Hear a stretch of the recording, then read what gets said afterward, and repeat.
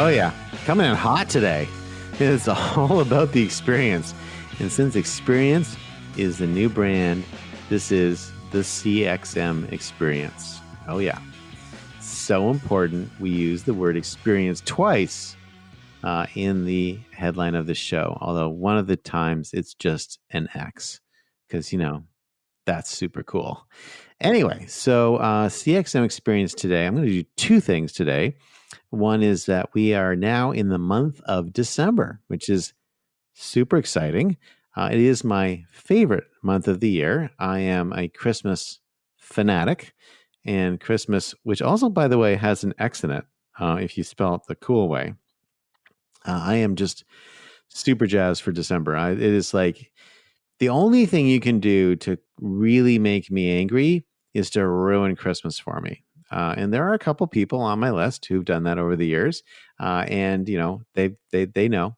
And but I this is very important time of year for me.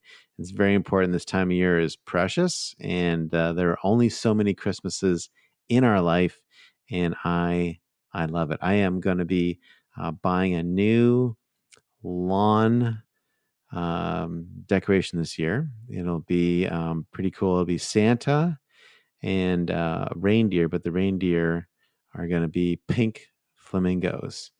So I'm super excited about that. So anyway, so let me talk a little bit about what we're going to be doing this month. So this month, one of the cool things about December is it's the end of the year, the end of the calendar year. And certainly not many people are going to be sad about the end of 2020 for reasons that I don't need to describe.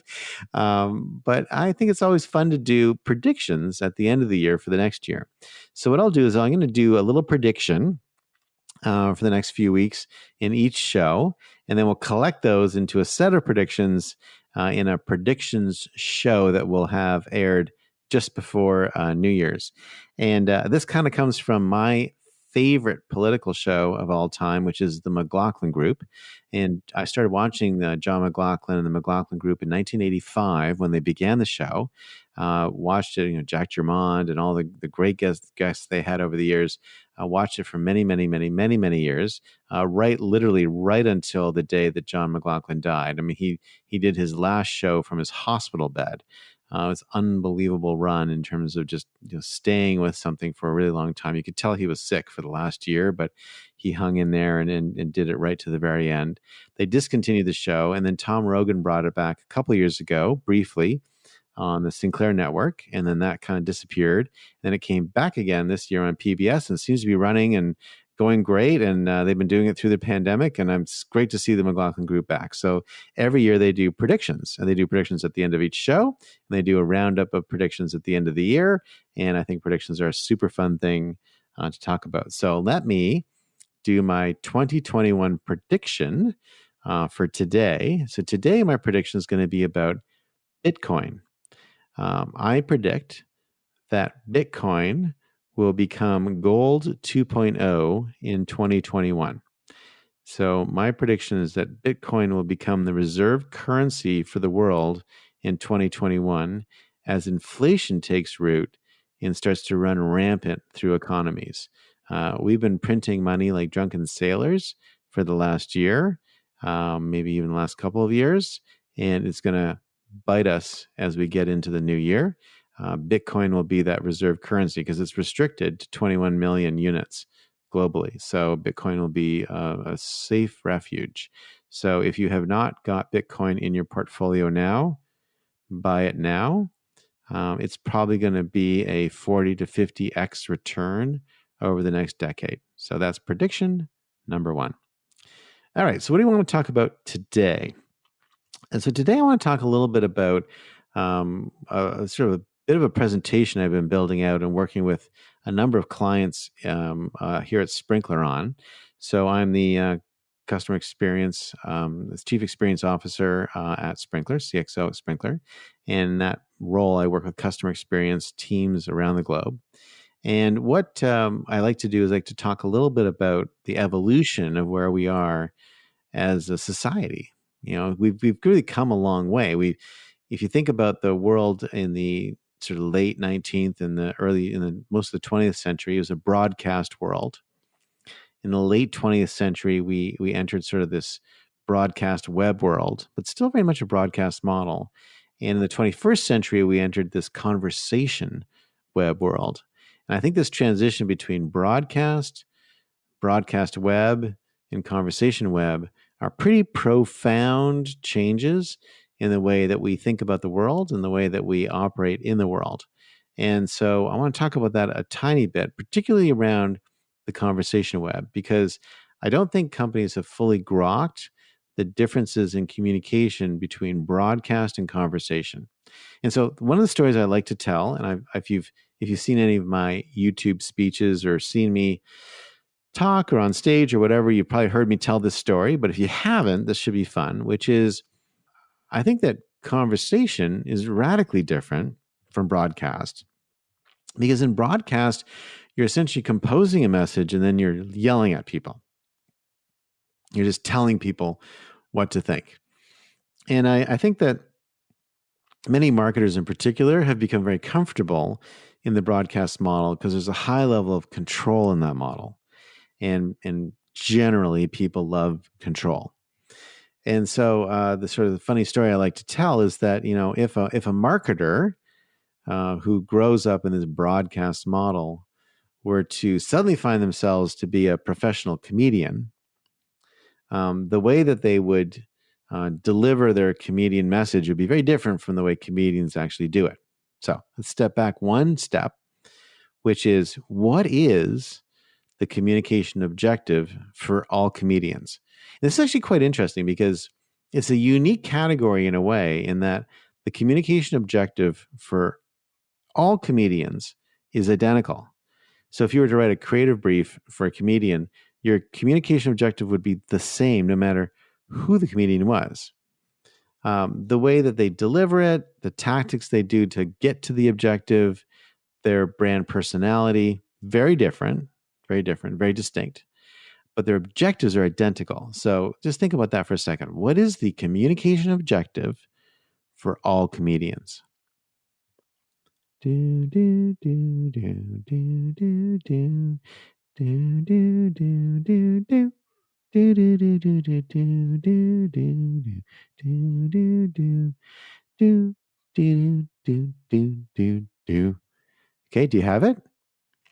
If you said, to convince the audience, because objectives always start this way, to convince the audience that I am funny, then you were right.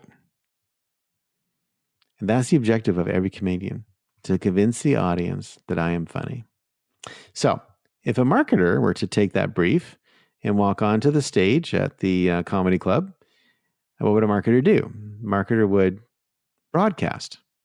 Marketer would stand on the stage and they would say, well, here's my objective. So I better tell them, I am funny. I am funny. I am funny. I am funny. Because I know that frequency works, right? So I've got to get to maybe 6, 7 frequency. I am funny. I am funny. I'm reaching the whole audience, which is great. So my GRPs are awesome. I am funny. I am funny. Maybe I get a testimonial. Maybe I ask my friend in the front row, hey, Susan, what do you think? Hey, glad you're really funny. Great. Okay. Thank you very much. Maybe I'll hand out some handbills, multimedia, because I know that multimedia works. Maybe there's a broadcast message over the PA system. By the way, Grad's really funny. Okay. So we're kind of like getting it all out there. When people leave that performance, what happens? Right? Their friend comes up to them and they say, hey, how was it? What happened? Like, what was the performance like? And the audience member would sort of say, well, we said he was funny. Like, they got the message, right? They'll get the message. But how do they feel? Do they believe that message? Do they care about that message? Do they recommend that performance? Probably not. So what does a comedian do? Comedian does not actually go up there and say, I want you to know that I'm funny. They don't say that at all. Comedian goes up on the stage and they provide a stimulus, right? The stimulus is a joke. they'll tell a joke. Might be in the form of a story, might be in the form of a one-liner. There's many, many ways of telling a joke. And the key thing to a joke is that it surprises you. And the surprise is what causes you to laugh. They tell a joke. You hear that joke and then you respond. You respond by laughing. While you're laughing, you think to yourself, wow, she's really funny. But you've made that conclusion on your own. She never asked you to believe that she's funny. You decided that she's funny. And in that moment when you decide and you make the decision based on the stimulus that the person is funny, that's when the comedian has achieved her objective. That's when the comedian has achieved the objective in her communication brief. But she hasn't done it by berating you. She's done it by getting you to come to that conclusion on your own. And this is the radical difference between the broadcast web and the conversation web. Too many marketers are comfortable with the idea of going on stage and telling people that they're funny and then you should believe it. What you have to do is you have to show people that you're funny, or whatever it is that you want them to believe, that you're caring, that, whatever the issue is that you want them to believe, you have to demonstrate it. And the only way to demonstrate that is with conversation. And so the great thing and the amazing thing, the wonderful thing about the world we live in is that for the first time as marketers, we can listen to literally billions of conversations. We can parse those and group them into conversational groupings and themes that we can respond to. And we can actually love our customers and act on the things that we see by talking to them directly. And by directly talking to our customers, do it in a way that makes them believe the things we want them to believe about us. And we all know people who say they're super humble, or we all know people who say they're super funny, or they're super clever, or they're super smart, or they're super caring. But you don't ever believe them until you see that they're humble, you see that they're caring, or you see that they're smart, or you see their behavior. It's the behavior itself that drives our belief. And so the world we live in now, this mass one-on-one world, it's going to be challenging because the way that you get people to understand your message is to live it and to live it authentically. And if you don't do that, you don't do it in a conversational, authentic way, people will immediately know that you're not funny, that you're not caring, that you're not humble. So you got to be real. You got to connect to people in a real way. And that is what real experience is all about. So for today's CXM experience, I'm Grad Khan, and I will see you next time.